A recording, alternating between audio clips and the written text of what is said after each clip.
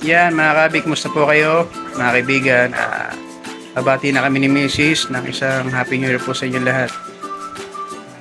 Dahil ngayon na tayo nakapag-vlog ulit dahil yun nga, bumawi ako ng oras sa pamilya ko. Pasko, bagong taon dahil lagi tayo sa isdaan. Hindi pa na ako nagre-reklamo na minsan na lagi na lang daw tayo sa isda, puro isda, ibon na yan. Kaya bumawi naman tayo sa kanila. Tara mga kabig, samahan niyo po ako. Papakita ko sa inyo yung ating munting isdaan. Mag-update tayo sa mga isda natin doon.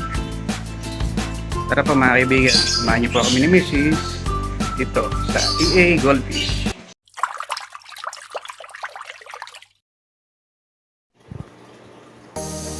Yan mga kaibigan, siguro na-miss nyo yung mga isda natin dito.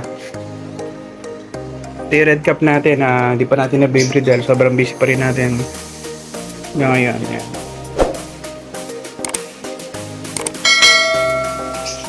Tapos dito naman yung clapper natin. Nilinisan na natin to. Tapos yung tubig niya kalahati na lang muna. Mamaya dadagdagan natin ng tubig. Yung celebro, no? Ayan, no? Yung silk nating flower horn. Noong nakarang linggo medyo nag-drop cook siya. Ngayon nakabawi-bawi na. Celebro. Tapos dito, yung pinagaling natin na nagkaroon na hexa. Yung female natin na flower horn. Siya na medyo may lumot-lumot pa yung tank. Ayan o. Water change siya. Tayo syempre. Dito may mga polar tayo. Blue polar parrot. Syempre lagyan natin nating resins dyan. Stilio na yan.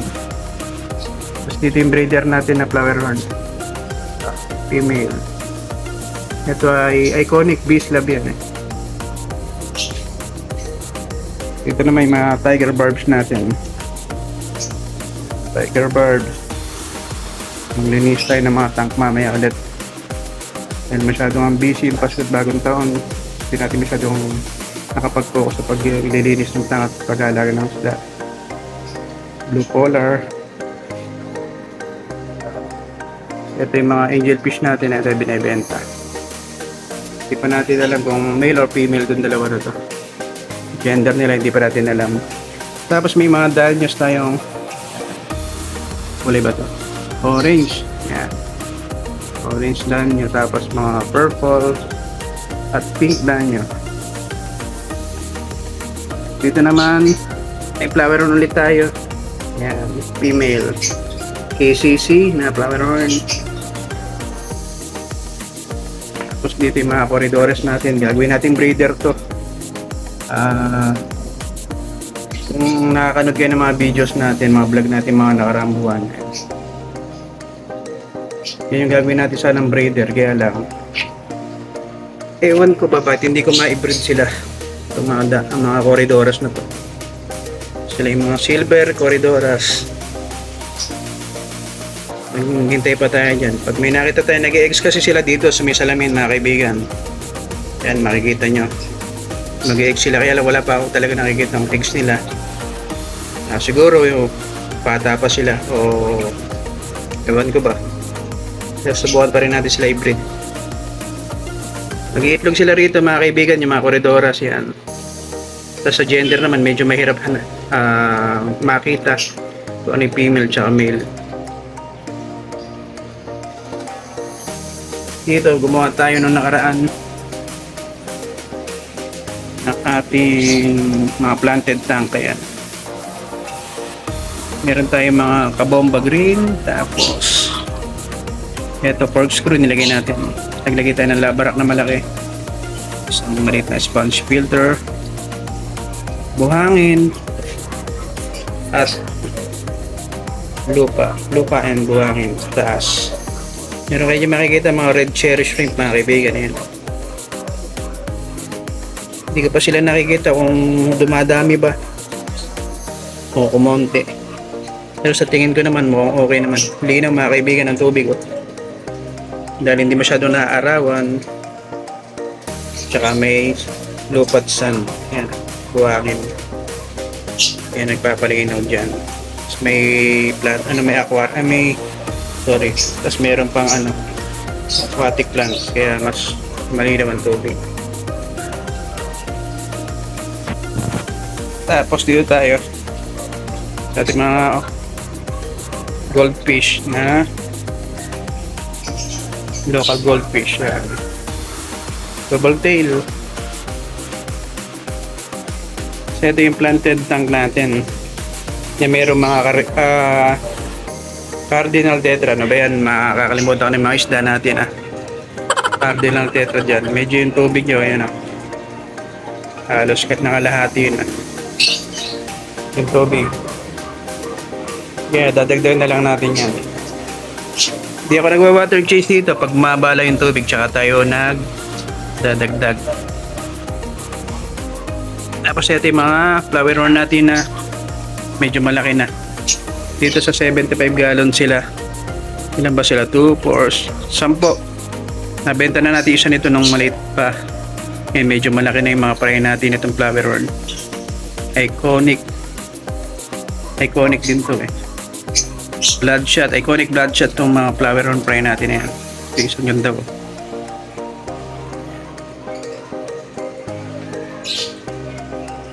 Malaki-laki pa niyan dahil mag-aaway na yan. Iiwalay na natin sila. Dapat na natin ulit silang separate bawat isa. Tapos dito, green water na naman. Kahit anong lilis natin dahil dito nga maaraw lagi. Open na open. Semi-outdoor tayo or semi-indoor. Ang hirap niya talagang ma-maintain yung linis. Talaga nag-green water. May mga crayfish pa tayo dyan sa ilalim. Lalo nang dumurumi ng gusto yung tubig. Kaya dapat dyan, water change tayo. Kahit 30% pwede na. Tapos dito naman sa tank natin na to, dito dati nakalagay rito yung mga angelfish na malalaki, tinanggal ko. Yung maliliit na angelfish na na-breed natin, nandiyo dyan na sila. Ilang piraso yan.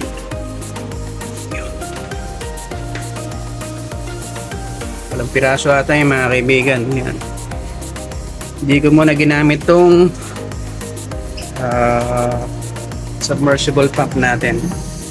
Pero nabubuhay naman sila kahit walang aerator o oxygen. Pero the best pa rin maglagay ka ng aerator para makasigurado kayo. Dahil ilang piraso lang naman sila, 75 gallons to. Maluwag, kaya di naman sila nakukulangan sa oxygen.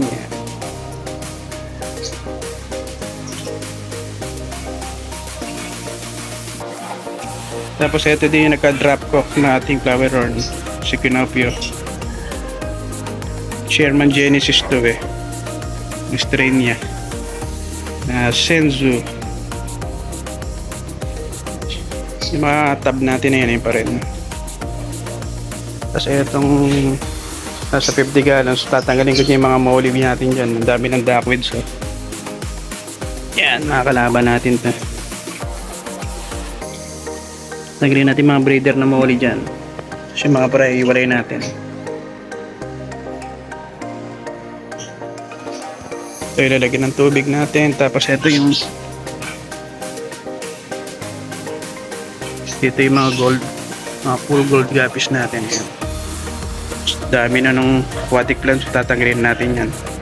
Ito ng pang out. Tapos ito yung pinaparami kong corkscrew, medyo madami na, nalago na, makapal na.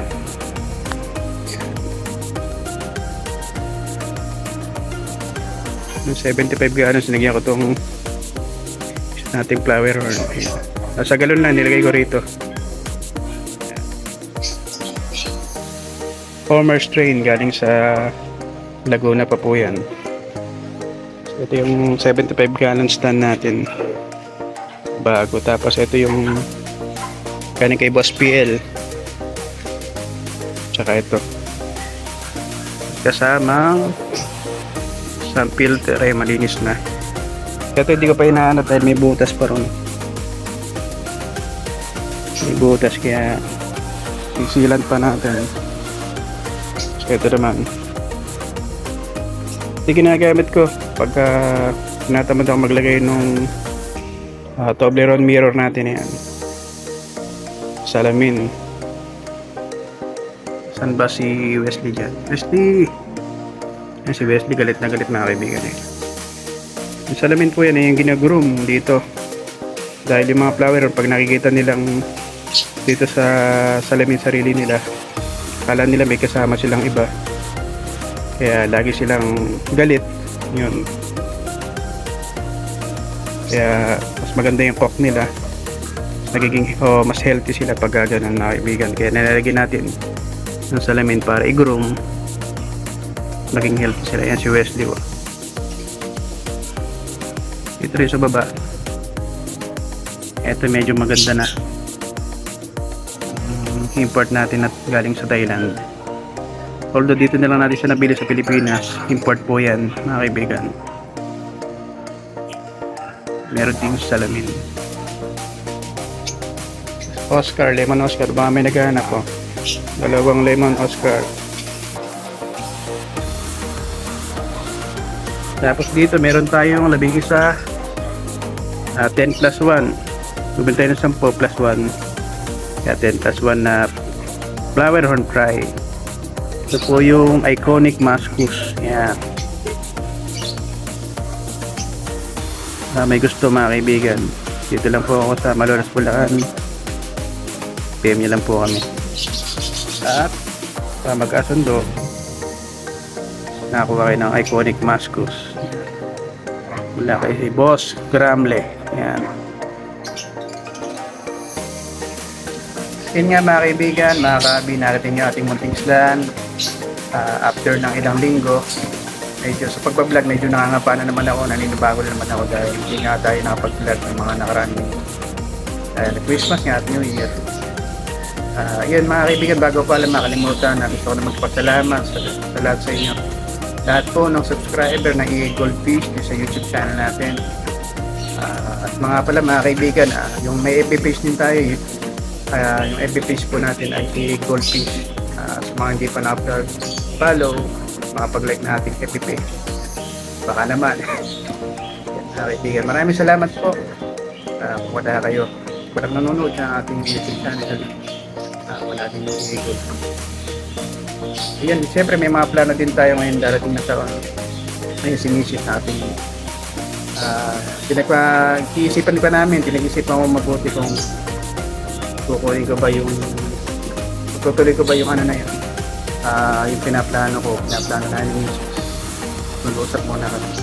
Mga susunod na vlog namin, tsaka ako sasabihin sa inyo ano yun. Katulad nyo, siyempre may mga plano rin tayo.